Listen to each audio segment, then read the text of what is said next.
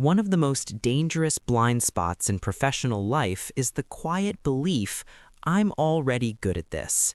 Not because it's arrogant, but because it's comforting. You've done things right before. You've been recognized. You've produced results. And that past success quietly convinces you to cling to a skill model that used to work without realizing it's slowly depreciating.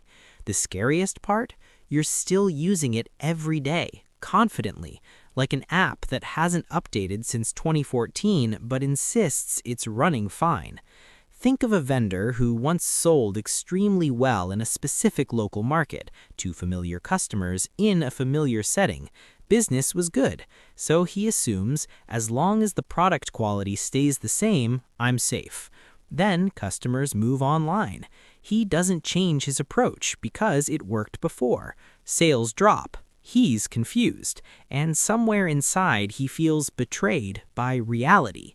Here's the uncomfortable truth. A skill that was right once is not guaranteed to stay right. Every method is tied to a context. When the context changes, new technology, new customer behavior, new platforms, the old method doesn't announce its retirement. It just slowly becomes irrelevant while still feeling familiar.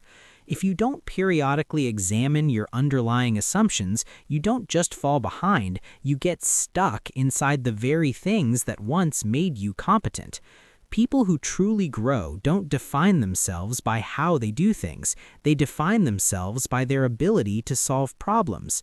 They don't attach their identity to a fixed role, a fixed method, or a fixed title. They regularly ask a slightly uncomfortable question. Is the way I'm doing this still the most effective way today?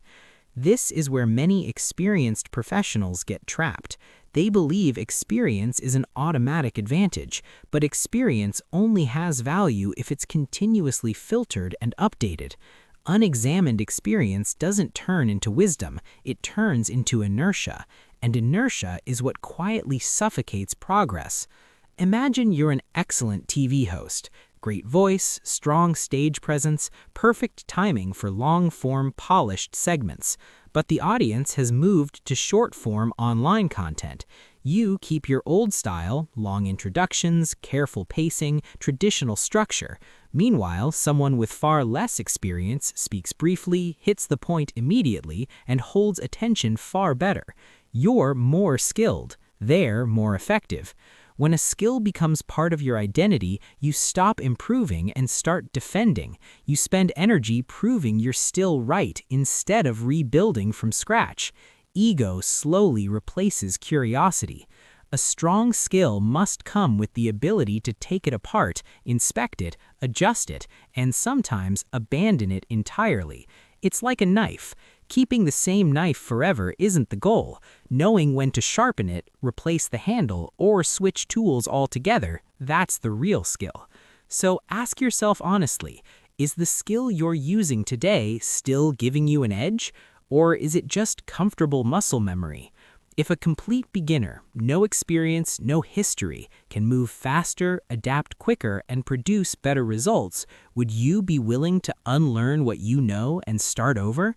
Real development doesn't come from collecting more tools. It comes from discarding the ones that no longer work.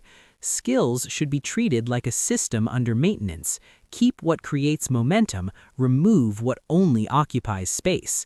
Many people don't slow down because they lack effort. They slow down because they're carrying a toolkit designed for a world that no longer exists. They treat old methods like lucky charms, unaware that those charms are quietly holding them back. Because in the end, a skill is never as valuable as the ability to let it go when it stops creating advantage.